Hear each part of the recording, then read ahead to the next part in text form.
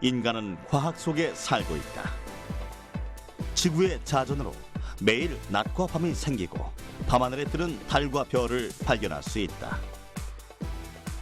몸을 움직이기 위해 영양소로 이루어진 음식을 먹고 몸속 순환을 위해 원자로 이루어진 산소를 들이마신다.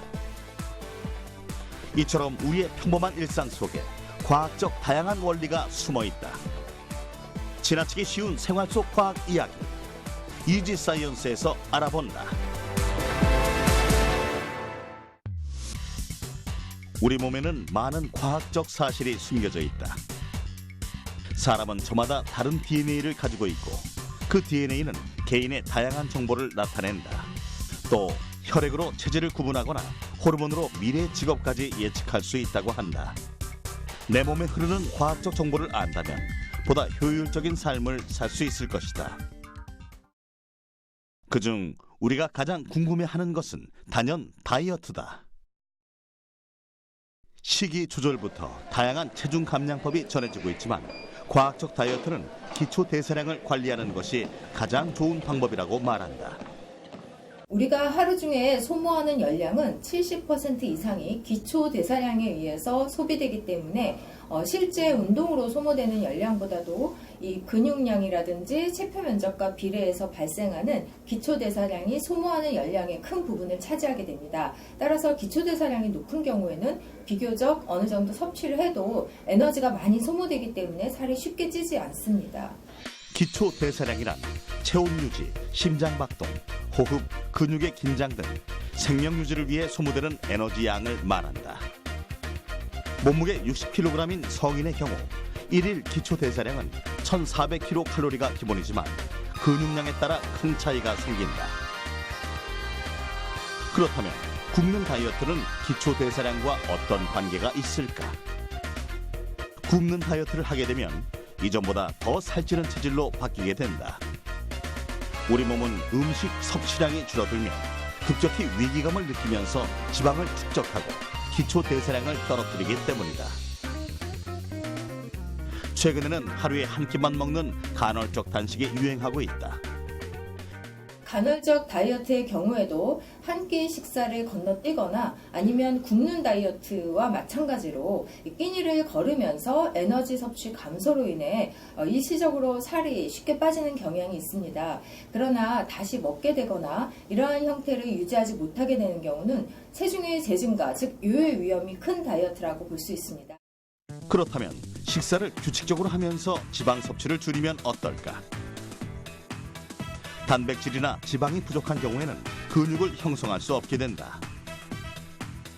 따라서 근육량이 감소하고 이로 인해 기초 대사량도 감소해 에너지 소모가 원활히 이루어지지 않는다. 결국 모두 지방으로 축적돼 살찌기 쉬운 체질이 된다. 실제로 카라 이벨링 박사팀이 연구한 결과 지방을 안 먹는 다이어트를 하면 저당, 저단백질 다이어트를 할 때보다 기초 대사량이 220칼로리나 줄어든다고 한다. 다이어트를 위해서는 적당한 지방을 섭취해야 한다는 것이다. 또 급격한 운동을 하면 지방이 연소돼 살이 빠질 거라 생각하지만 사실은 그렇지 않다. 우리 뇌의 뇌하수체에 있는 체중 조절 중추는 체중이 일정하게 유지되도록 끊임없이 조절하기 때문에 단기간에 급격한 운동보다는 서서히 운동량을 늘리는 것이 좋다. 운동을 하는 경우에 소모되는 열량보다 초반에는 근육량이 형성되면서 오히려 체중이 증가하는 경우가 있습니다. 특히 운동을 너무 오래 하게 되면 식욕을 자극하게 되는 경우도 있는데요. 그러나 결과적으로 근육량이 증가하게 되면 기초대사량이 늘어서 살이 쉽게 찌지 않는 체질로 될 수 있습니다. 굶는 다이어트보다는 조금씩 골고루 다양하게 섭취하면서 위를 줄이는 소식하는 습관이 훨씬 더 중요하고 활동량도 지속적으로 유지하는 것이 한꺼번에 운동을 많이 하는 것보다 효과적입니다. 음식은 단순 먹을거리가 아닌 영양소다. 음식에 담긴 과학적 사실을 알아내면 보다 맛있게, 보다 건강하게 먹을 수 있다. 빠르게 돌아가는 세상의 바쁜 일상은 먹는 것까지 빠르고 간편한 것을 선호하게 했다. 간편하고 빠르게 먹을 수 있는 면 요리나 휴대면서도 먹을 수 있는 빵처럼 밀가루 음식이 대부분이다. 한식에 적응된 한국인에게 밀가루 음식은 어떤 영향을 주게 될까? 식습관이 소과되고 빵이나 이런 것들을 많이 먹으면서 최근 몇 년 사이에 이제 밀가루 하고 관련되는 그런 식품 알레르기나 이런 병들이 과거에 비해서 많이 증가한 거는 사실입니다. 급격하게 고온으로 확 굽거나 튀기는 그런 조리법으로 바뀌면서 거기 밀가루 안에 들어있는 알레르기 성분이 분해되는 거나 아니면 생체에 더 많이 흡수되는 그런 부분에도 어느 정도 영향을 미칠 수 있을 것 같고, 그런 음식에 노출될 기회가 많으면 그만큼 과민반응이 나타날 확률도 높아져서 그런 유병률도 조금 증가하는 데 영향을 미치는 것 같습니다. 웰빙 바람이 불면서 밀가루 음식도 건강하게 먹고자 하는 열풍이 불고 있다. 때문에 글루텐을 뺀 밀가루 제품이 출시되기도 했다. 글루텐이 무엇이길래 이런 제품들이 나온 것일까? 밀가루 속에는 글리아딘과 글루테닌이라는 성분이 포함되어 있다. 밀가루에 물을 넣고 반죽하면 글리아딘과 글루테닌이 결합해 화학적 구조가 바뀌게 된다. 글루텐이 형성되면서 밀가루 반죽의 물성이 나타나는 것이다. 글루텐은 밀가루에 포함된 단백질의 일종으로 우리가 즐겨 먹는 라면의 쫄깃한 식감이나 빵의 부드러운 식감을 만들어내기도 한다. 또 글루텐의 함량에 따라 밀가루를 강력분, 중력분, 박력분으로 구분해 사용하기도 한다. 쫄깃하고 부드러운 식감 때문에 여러 가지 가공식품에 활용되는 글루텐. 하지만 현대인들은 글루텐이 건강을 해치고 있다고 생각한다. 대부분의 건강한 사람들에게 글루텐은 인체에 해가 없는 천연식품이지만 일부 사람에게서는 이상 증상이 나타난다. 이는 셀리악병이다. 자가면역 질환의 일종인 셀리악병은 글루텐 단백질에 알레르기 반응을 보여 영양소 흡수 장애를 일으키는 질병이다. 글루텐이 셀리악병을 일으키는 건 맞습니다. 근데 모든 사람이 밀가루 음식을 먹는다고, 그리고 글루텐이 들어가 있는 음식을 먹는다고 다 셀리악병이 걸리는 건 아니고, 전 세계 인구의 한 0.5%에서 1%, 그러니까 100명 중에 1명 정도 걸릴까 말까한 비교적 드문 질환입니다. 밀가루를 의심해가지고 그런 곡물들을 약간 피했더니 그런 증상들이 또 좋아지고, 근데 다시 그런 밀가루 음식을 먹고 났더니 또 속이 안 좋고 소화가 잘 안 되는 것 같고 배가 아프고 설사하는 그런 증상들이 또 반복돼서 나타나면 제일 의심해 볼 수 있는 증상입니다. 이와 같이 음식 속 영양소에는 과학적 정보가 담겨져 있다. 그리고 음식의 겉모습에서도 과학적 이야기를 찾을 수 있다. 그 대표적인 예가 바로 송편이다. 명절이 되면 우리 조상들은 떡을 만들어 먹었다. 맵쌀가루를 익반죽해 거기에 소를 넣고 반달 모양으로 빚어 솔잎을 깔고 쪄내는 송편. 그 겉모습에 담긴 과학 이야기는 무엇이 있을까?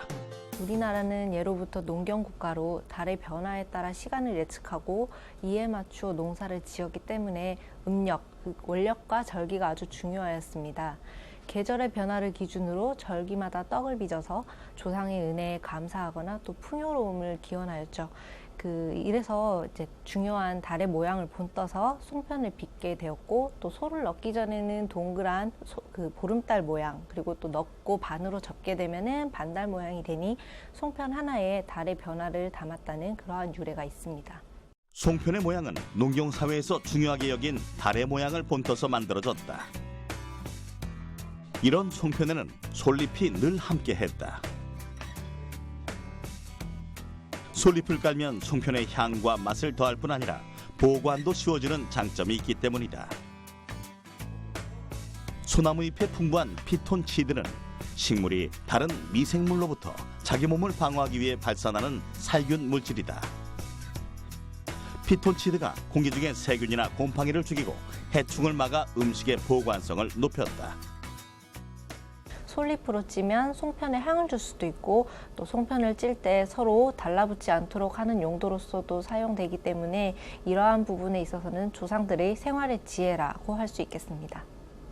이처럼 과학은 음식을 보다 안전하고 맛있게 먹을 수 있도록 한다. 과학은 현재의 현상만 알아내는 것이 아니다. 인류가 역사를 기록하기 이전의 일을 기억해내기도 한다. 그중 가장 활발히 연구되고 있는 분야가 바로 공룡이다. 우리는 공룡의 존재를 믿고 있고 그에 대한 연구를 이어가는 등 다양한 관심을 보이고 있다. 인류가 출현하기 훨씬 이전, 지금으로부터 약 2억 5천만 년 전을 중생대, 즉 공룡의 시대라 부른다. 지금까지 알려진 공룡의 종류는 약 1000종. 그 가운데 이름을 갖고 있는 건 700종 정도로 앞으로 700종 이상이 더 발견될 것이라고 한다. 수억만 년 전에 사라진 공룡.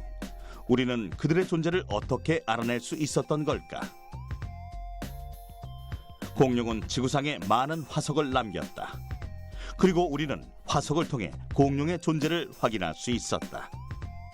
원래 살아있는 생명체가 그러니까 급격하게 땅이나 물속에 갇히게 되면 거기서 원래 살이나 뭐 살아있는 생명의 성분은 빠져나가고 그 모양 그대로 그 자리에 돌 성분이 들어가요. 그래서 화석은 뼈가 남아있는 것이 아니라 돌로 그 모양이 남아있는 거죠. 남아있는 돌의 시점을 갖다가 측정을 해보면 방사성 동위원소나 다양한 방법으로 측정을 해보면 그 시기를 알 수가 있습니다. 방사성 탄소 연대 측정법을 이용하면 공룡 화석으로부터 공룡이 살았던 연대를 알아낼 수 있다. 살아있는 생물이 갖고 있는 탄소의 비율이 공기 중의 비율과 일치한다는 원리를 이용한 것이다. 생명을 잃은 화석은 방사성에 의해 탄소 비율이 점차 감소하게 되는데 경과 시간을 계산하면 동식물이 살았던 시대를 추정할 수 있다. 그런데 한 번도 본 적이 없는 공룡의 생김새와 습성은 어떻게 알아낸 것일까? 이 연구에 있어서는 화석 DNA 분석 기술이 큰 역할을 하고 있다. 생명과학이 발전하다 보니까 DNA를 추출하는 기술도 생기고 또 DNA를 조사하다 보니까 그 혈통 관계도 알 수 있게 되고요. 또 어떤 생물들과 함께 살았는지 어떤 생물이 기생했는지도 알게 되죠. 공룡의 그림을 보면 되게 화려하게 많이 그렸잖아요. 옛날엔 상상으로만 그렸습니다. 그런데 멜라닌 색소가 남진 않지만 멜라닌 색소 밑에 있는 멜라노솜이라는 구조가 있어요. 멜라노솜이라는 구조는 남거든요. 근데 멜라닌 색소에 따라서 멜라노솜 구조가 달라요. 그래서 색깔이 남지 않았지만 여기에는 어떤 색깔이 있었는가를 우리는 지금부터 이제는 충분히 짐작할 수가 있는 거죠. 과학의 발달은 보다 재미있는 공룡의 이야기를 우리에게 들려주고 있다. 미국의 과학자 케빈 존스는 공룡 화석에서 뽑아낸 DNA를 분석한 결과 6,500만 년 전 공룡의 몸에도 이가 살았다는 것을 알아냈다. 또 미국 캘리포니아 대학교 연구팀은 공룡의 눈 화석들을 분석한 결과 육식 공룡이 야행성 눈을 가지고 있다는 사실을 발견했다. 그리고 최근에는 멸종한 공룡이 우리 주변에 살아있다는 주장이 제기되고 있다. 6,600만 년 전에 이제 공룡이 멸종했다라는 게 얼마 전까지의 이론이었어요. 근데 지금은 조금 다릅니다. 공룡이 6,600만 년 전에 한번 대멸종을 당하긴 하는데 모든 공룡이 멸종한 건 아니었다는 거죠. 공룡을 분류할 수 있는 방법이 여러 가지가 있습니다. 골반에 따라서 용반류와 조반류로 나눌 수도 있고 식성에 따라서는 초식 공룡과 육식 공룡으로 나눌 수 있잖아요. 또 다른 분류 방법으로는 조류형 공룡과 비조류형 공룡이 있습니다. 즉 새인 공룡이 있고 새가 아닌 공룡이 있다는 거죠. 새가 아닌 공룡은 6,600만 년 전에 다 멸종했지만 새인 공룡은 지금도 살아남아서 우리의 반찬이 되기도 하고 안주가 되기도 하고 간식이 되는 거죠. 학자들은 공룡이 모두 멸종한 것이 아니라 5% 정도가 살아남았다고 말한다. 살아남은 공룡이 점차 몸집을 줄여 조류로 진화했다는 것이다. 그 증거로 해부학적 구조를 들고 있다. 새와 공룡은 삼각돌기 모양, 발목 관절 등 7개의 공통점을 갖는다. 즉, 현생의 조류는 과거 공룡이었다는 것을 뜻한다. 과거로 인해 우리가 보지 못한 미지의 세계가 재구성되고 있다. 과학은 미래를 예측하고 대비책을 세우기도 한다. 현재 우리가 직면한 가장 큰 문제 중 하나는 환경 오염이다. 자연재해의 원인이 되고 생명 변이를 일으키는 등 인류에게 위협이 되고 있기 때문이다. 자연이 파괴되고 기후변화가 생기면서 학자들은 식량 자원의 부족 현상이 심각해질 것으로 예측하고 있다. 미래 식량에 대한 대비책이 필요한 시점인 것이다. 유엔 식량농업기구는 곤충을 미래 식량난을 대비한 해결책으로 꼽았다. 곤충이 미래 식량으로 손꼽히는 이유는 무엇일까? 고단백, 그러니까 단백질이 전체의 한 50% 이상이 되고, 그리고 고불포화 지방산 등으로 영양적 가치가 매우 우수합니다. 그리고 이제 좁은 공간에서도 다단식으로 사육하기 때문에 굉장히 토지 이용 효율이 가축에 비해서 한 10배 정도 더 높고요. 동일한 양의 고기를 생산할 때에도 사료가 가축에 비해서 한 10분의 1 정도밖에 들지 않습니다.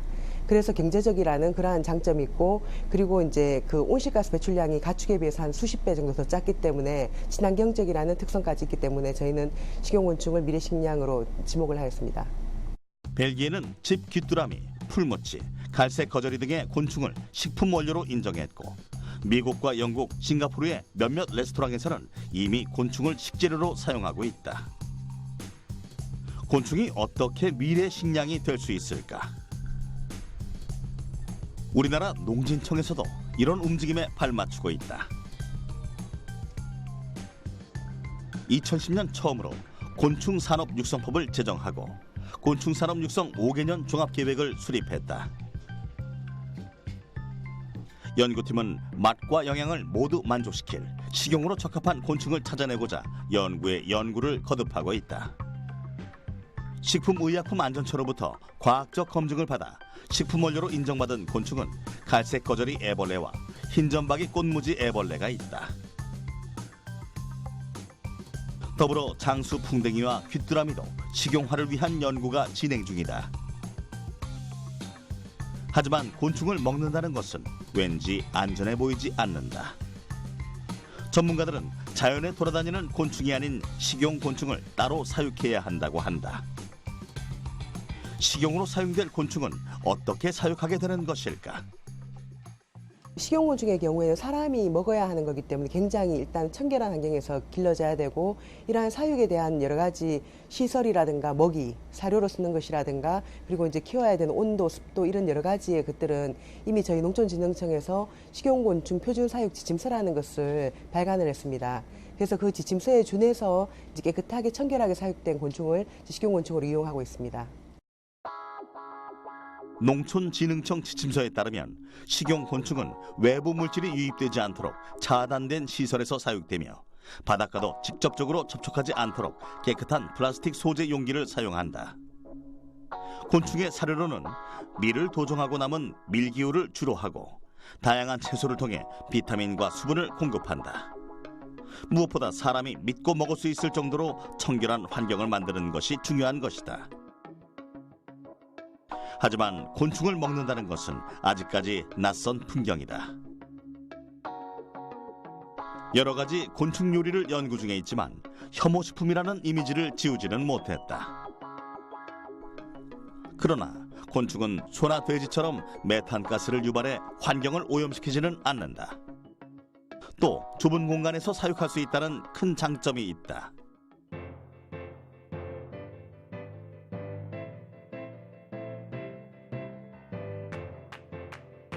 곤충으로 미래 식량을 대비하는 것은 어쩌면 환경을 위한 선택인 것이다. 이처럼 과학은 우리의 생활과 매우 긴밀하게 연결돼 있다. 과거를 알아내고 미래를 대비하는 것은 물론 맛있게 먹고 체형을 유지하는 것에도 과학적 원리가 존재한다. 보다 안전하고 보다 효율적으로 살기 위해 우리는 과학을 탐구해야만 하는 것이다.